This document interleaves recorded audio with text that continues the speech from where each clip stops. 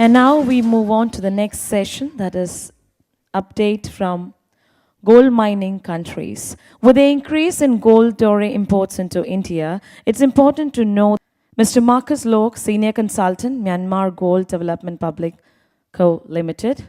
We will begin the first presentation with Mr. Joseph.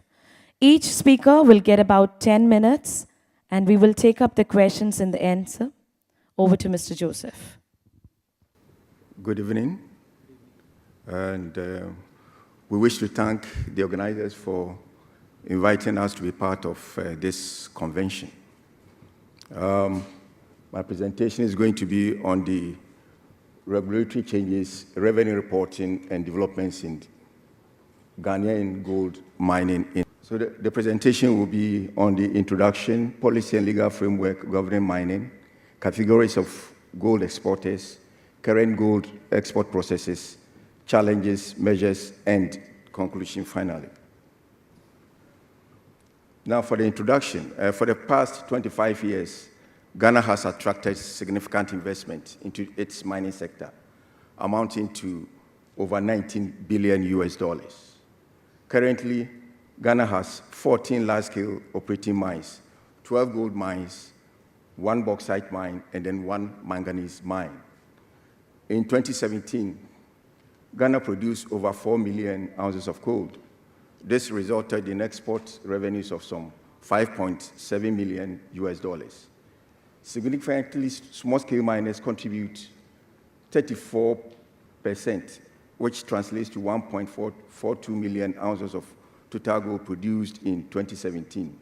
Now, total direct investment, that's FDI, into the minerals and mining sector in 2017 amounted to some $1 billion US.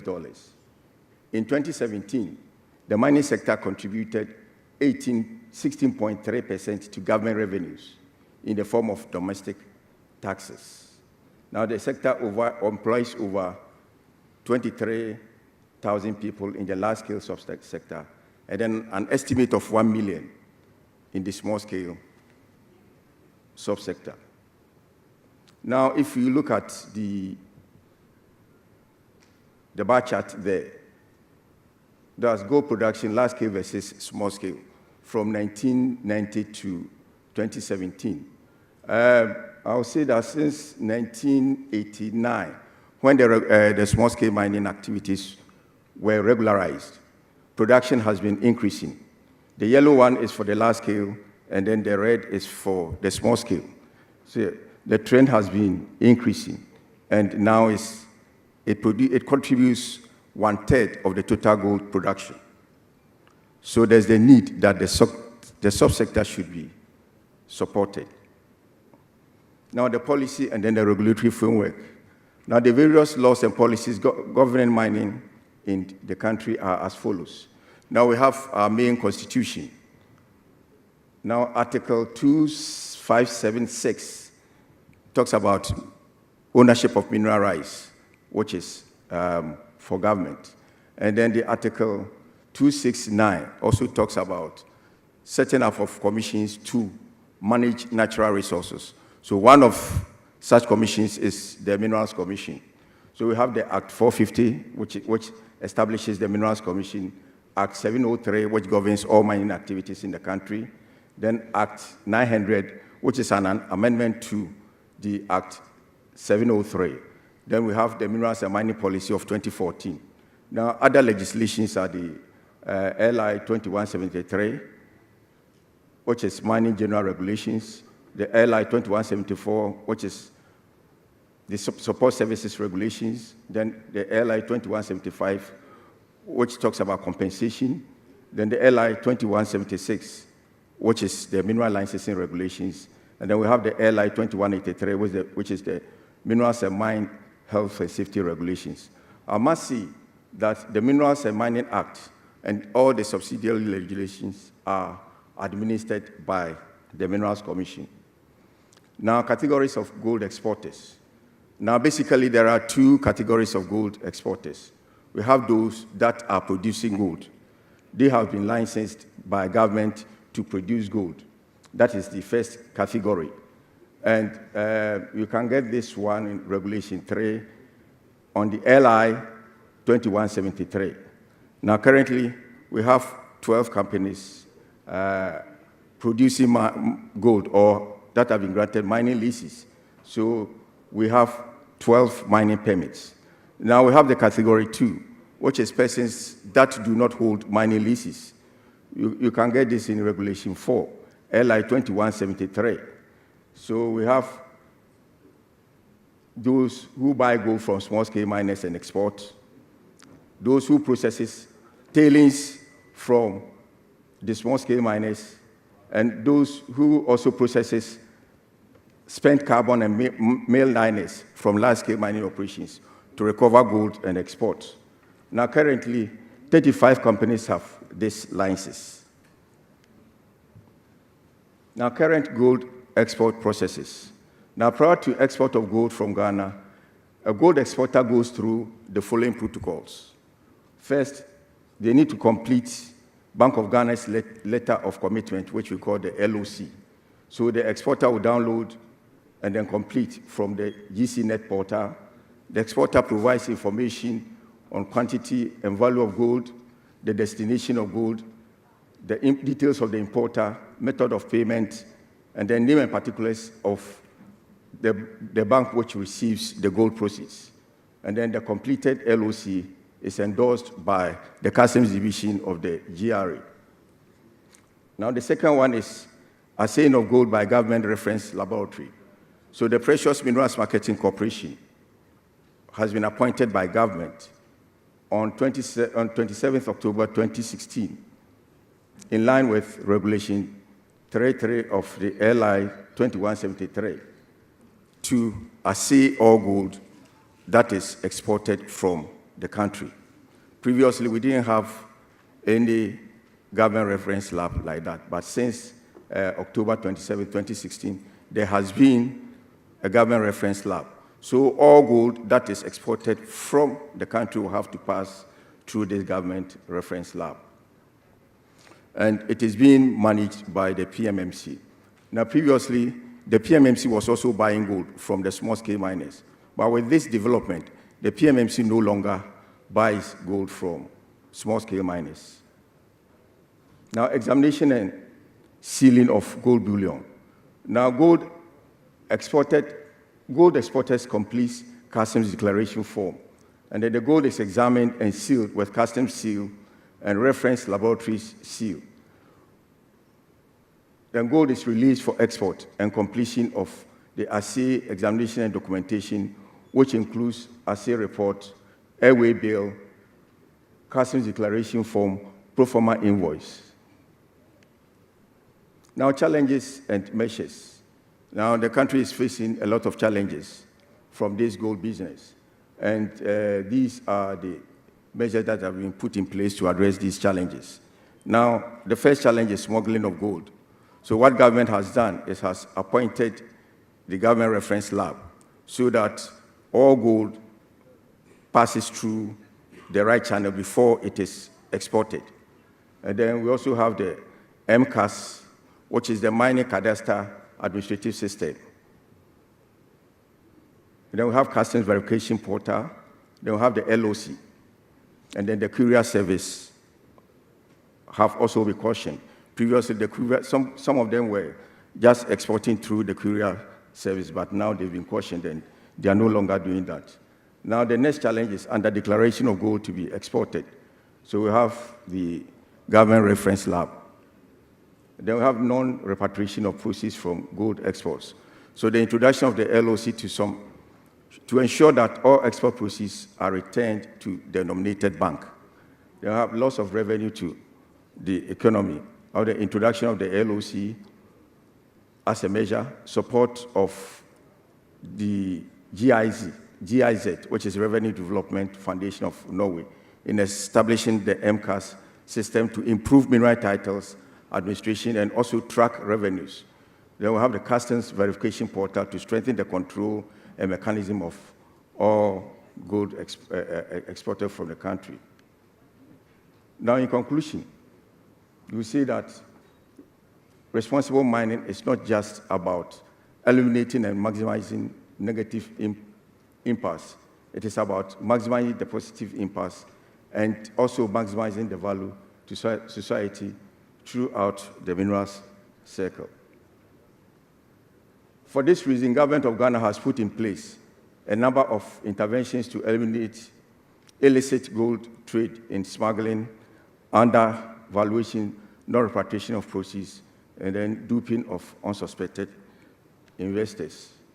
Now, Ghana government has put in place measures that will generate revenue to manage and sustain the small-scale mining sector, which provides feed for local and international gold refineries. So there's just introduction of the SSM sustainability fee. So the exporters are supposed to pay 0.2% of their export earnings into this fund, which is to be used to manage and sustain the small-scale mining sector. The government will continue to work to improve the gold mining sector by working with all other stakeholders, including development partners, to achieve sustainable gold development. Thank you for listening. Now may I invite Mr. Luis Cabello from Peru. My name is Luis Cabello. I'm the Trade Counsellor of Peru in India, and I will thank to the organizers for this opportunity that they have given me to talk about my country and also to share with you this new presentation. Let's try to do it in less than 10 minutes. Peru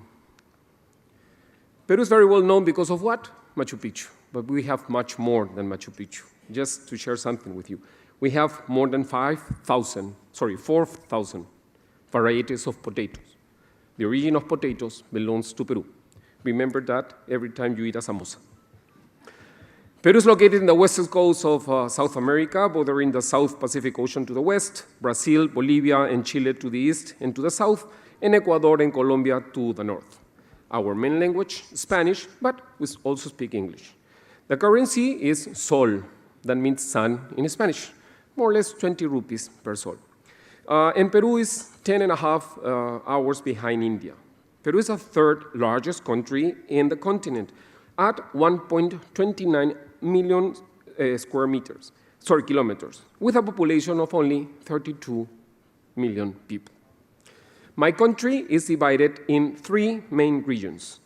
The coast, that represents 12% of the Peruvian territory, and it's a narrow strip of desert intersected by rivers, open beaches, and fertile valleys, good for agriculture. The highlands represents 28% of the Peruvian territory, dominated by the Andean mountain range. That is why we are good in minerals. And the tropical Amazon jungle, that is nearly 60% of our territory, and is the richest and most varied tropical rainforest and one of the great natural reserves of the planet.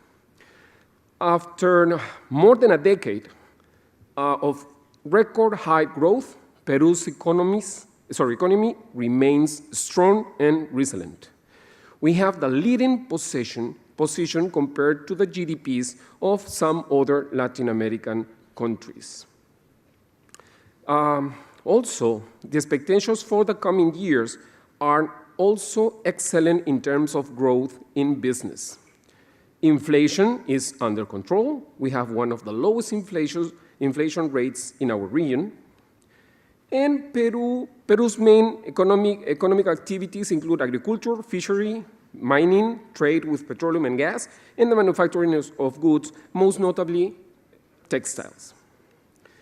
Peru offers you a friendly investment environment and a solid, stable, and transparent legal framework based on a national treatment.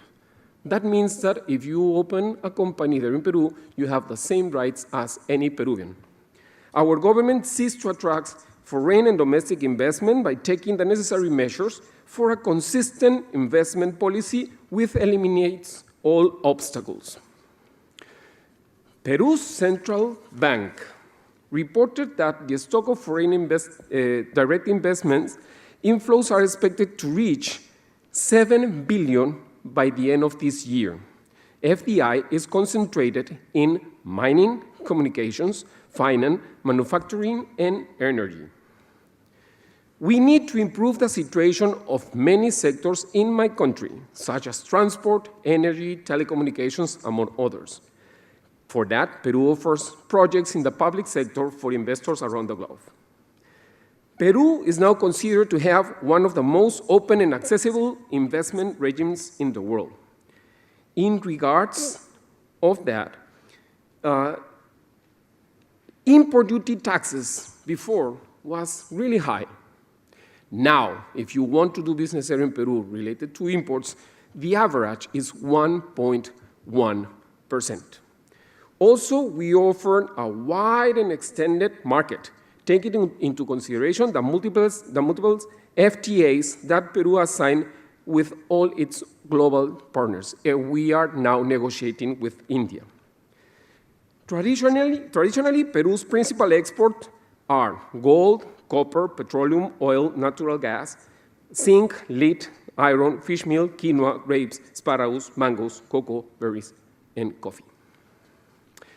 Regarding the mining sector, also our principal trading partners are Argentina, Brazil, Canada, and some others. India positions itself as the fourth most important destination for Peruvian exports. Peru is definitely a mining country, 5,000 years of civilization, as well as India, and 500 cultures before the Incas, the builders of Machu Picchu. The mining sector has always been very important to our national economy. Peru is a polymetallic country, only 20% of our national territory with the potential in mining has been explored, of which only 6% is currently being utilized. Virtually all the world's multinational mining companies operate in Peru, and we are one of the few countries in the world with non-metallic mineral deposits like diatomite, bentomite, and borates. Globally, Peru is the primary country in terms of the reserves of silver, third in copper, zinc, and molybdenum, and 7 in reserves of gold. In Latin America, Peru holds the primary position in zinc, silver, lead, and molybdenum, and holds the second position in gold. Peru is the world's second largest producer of copper, silver, zinc, and boron, and 6th in gold. In Latin America, first producer of gold, among other products, and second in copper, silver, molybdenum, and the rest. Talking about gold, in Peru, the production of gold in 2017 reached a volume of 151 fine metric tons, almost 5% of the world's production, confirming its position worldwide and in Latin America. In 2017, Peru exported more than 6 million fine ounces of gold, representing an increase of 7.1 over the previous year. The value of Peruvian gold export amounted almost 8 billion, increasing by 8% compared to 2016. Gold had almost 18% share of total Peruvian export. Our main customers, Switzerland, India, Emirates, and Canada. The Commercial Office of Peru started our operations here in India more or less 4 years back. As part of our achievements, after a very long time, our exports to India have surpassed India's exports to Peru. Our gold export to India demonstrates the importance of Peru as a supplier of this mineral to India.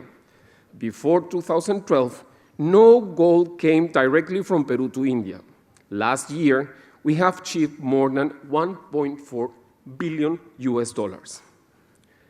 In addition to that, the export of gold from Peru to India during the first 5 months of this year reached more than $1 billion, 54% more than our exports during the same period in 2017.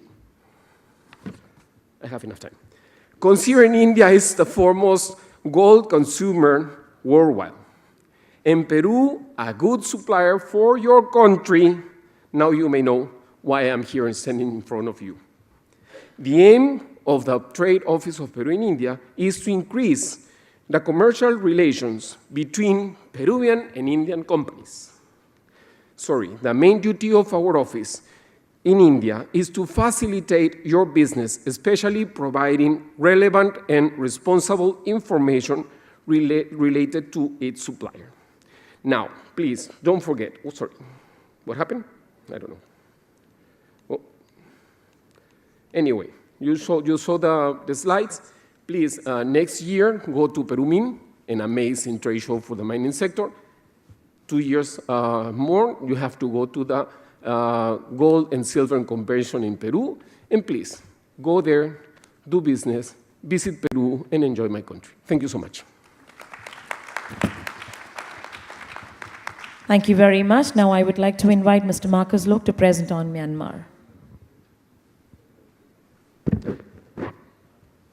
A very good afternoon to my friends from India. I'd like to thank Fortel for inviting me here, and also to India, basically, for the magnificent country that you are. Basically, I'm the senior consultant for Myanmar Gold Development, and also the advisor to the president for Myanmar Federation of Mining Association.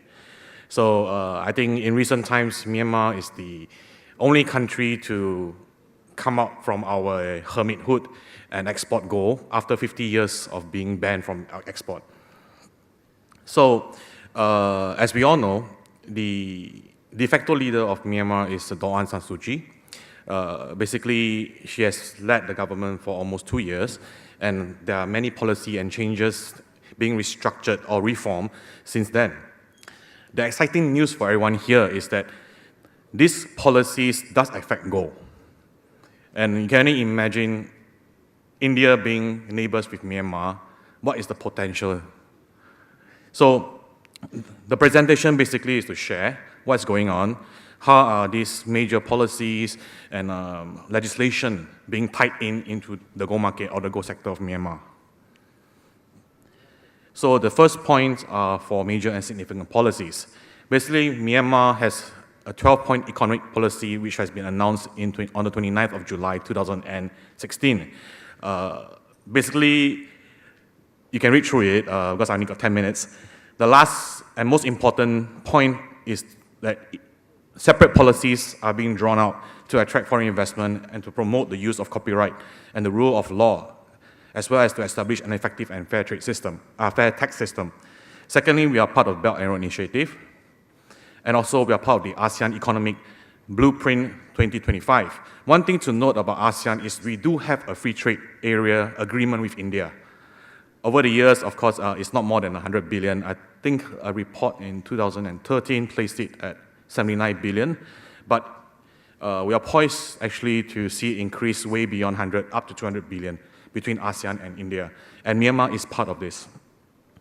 We also have new foreign investment laws announced in 2016, the rules out in 2017 to encourage foreign investment, new company law, which states that since 2 days back, a foreigner can own up to 35% of a local company. And this was just enacted actually quite recently. Also, we are going for globalization via the development of an international finance center, whereby we are willing to actually open our doors to invite experts in the financial systems to come and help us and go being part of it. And then we have our mining rules, actually was just announced in 2018 to follow the law that was announced in 2015. I know 3 years is a long time, but we do need to carefully study the things and see how the private sector will react to the regulations, even though the laws are already out. And we do modify and we do adjust them on a year-on-year basis. Of course, we are part of the Extractive Industry Transparency Initiative, EITI. And then finally, the Ministry of Commerce of Myanmar has just announced that they are welcoming retail outlets to come into Myanmar and also the export of gold in January 2018. So gold-specific policies are basically such. After 5 decades, 50 plus years, we are finally being able to export gold since January of this year. Annexion is still not yet in process because we do have a lot of things we need to fill up before we can export the gold. We did bring the gold out of the country to China during one of the exhibitions when we have sold gold, first time in the history of Myanmar, outside the country legally via the Ministry of Commerce. The Ministry of Planning also states that 24K gold, we have a 0% tax, whereas other purities will incur a 1% tax. There's also a PPP, Implementation Committee, formed to establish Myanmar's Gold Exchange and a Gold Mercantile Center.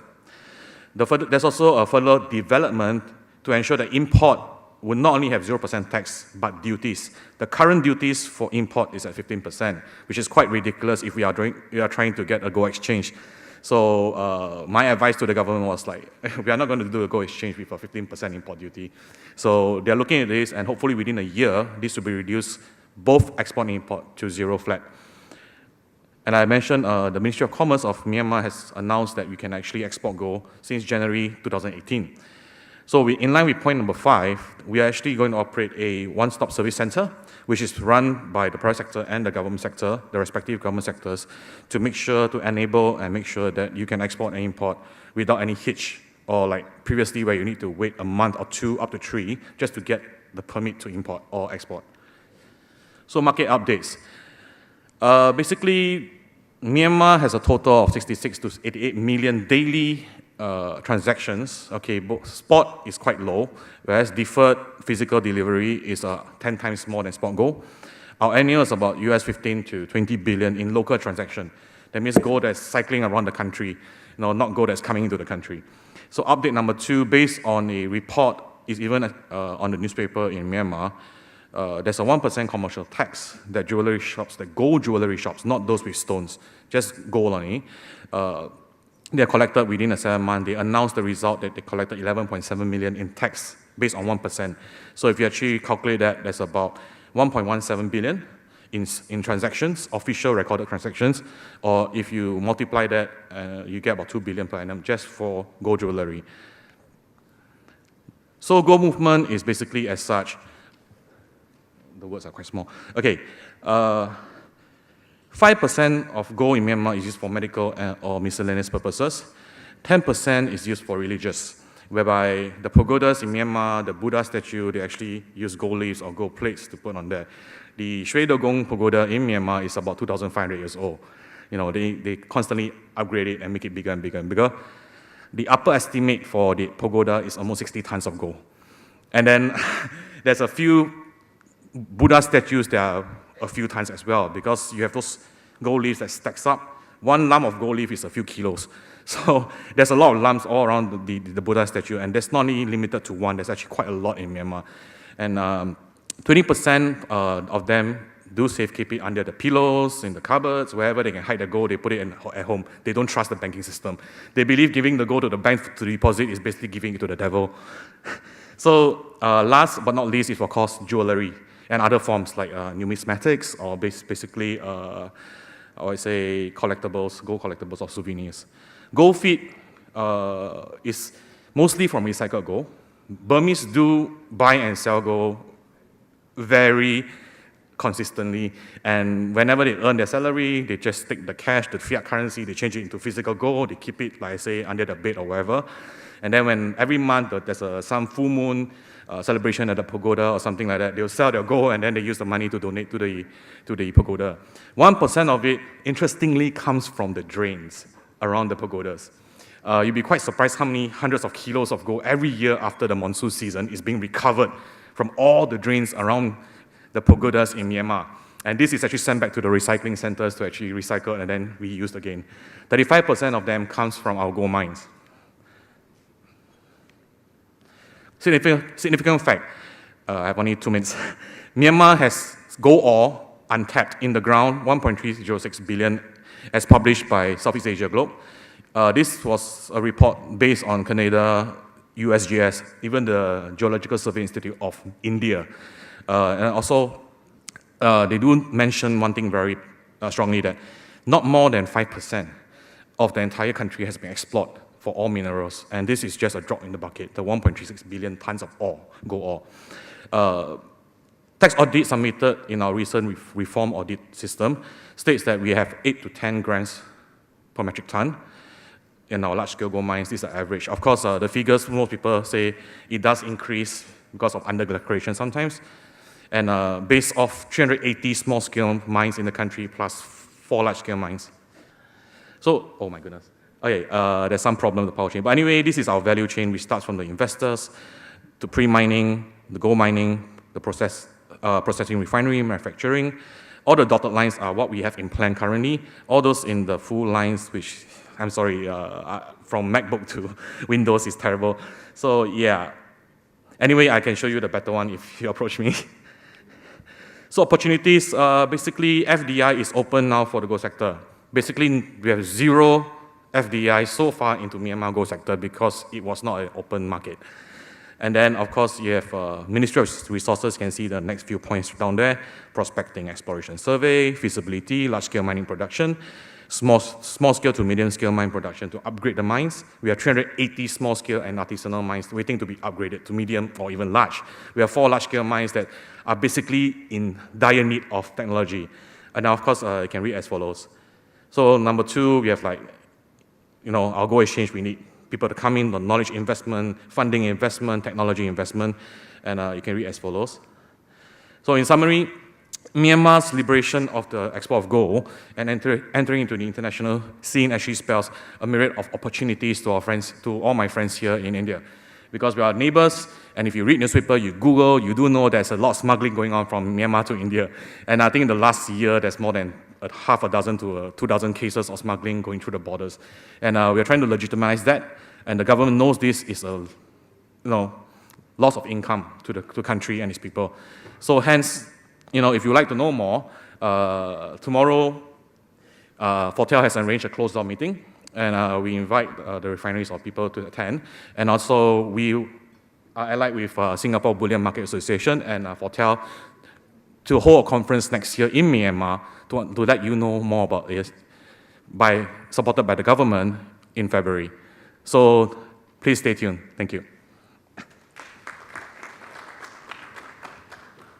Thank you very much, sirs. Now I would like to request Mr. Praveen Baijnath from RAN Refinery to come on stage to present the mementos to the dignitaries.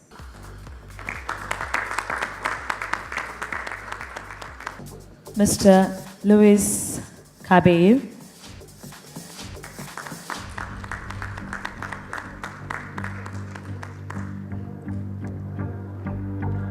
And now, Mr. Marcus Loke.